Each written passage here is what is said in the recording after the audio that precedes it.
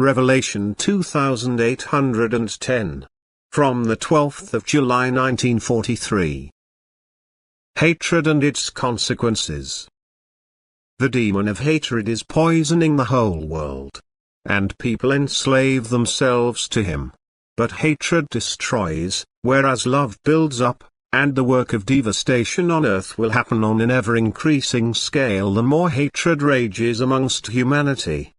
God's work of destruction will not end this hatred either, instead it will only make individual people here and there come to their senses, and they will subsequently realize by whom they allowed themselves to be dominated.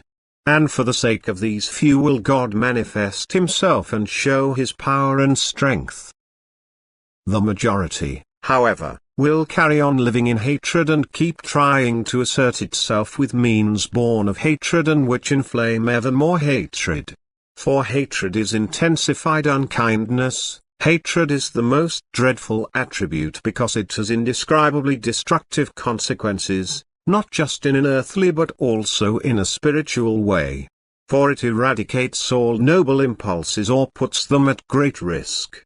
The person who lives in hatred is flung to and fro by demons. His striving towards ascent is constantly in jeopardy because he will repeatedly be thrown back again as soon as he allows himself to be carried away by hatred, because he keeps handing himself over to the power of the one who only tries to convey hatred and unkindness to people. And his power over such a person is great. And it is even greater when the whole of the human race lives in hatred. This has to signify a spiritual decline which will have alarming effects insofar as that people willingly implement what they are told to do by God's malicious opposing power. That they will destroy all possessions in order to damage their fellow human beings. God's adversary is eager to release all spirits which were banished by God into creations.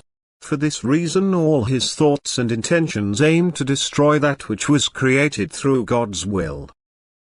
But since his will and power cannot take hold of the works of creation, he seeks to force his will onto people. He plants hatred into them and thereby impels them to implement what is impossible for him. To destroy the creation. Thus he uses the people enslaved by him as his henchmen, he places satanic thoughts in them. He stirs up hatred in them and thus drives them to cause immense damage to each other. People willingly carry out the impulses their soul's greatest enemy gives to them. Their actions give rise to constantly renewed hatred and hatred produces ever new works of destruction. Such a poisoned human race will progressively move towards its downfall, for it will hardly find the path back to loving activity. Amen.